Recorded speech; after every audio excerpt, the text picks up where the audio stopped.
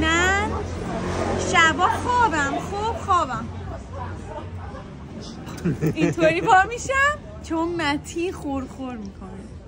چجوری خواب میشی؟ پا میشی؟ خواب میشی چجوری دوباره ببینم؟ نگرفته بودی؟ نه دوباره دست نخورده بود؟ نه ببین من خوابم شبا. خب من خواب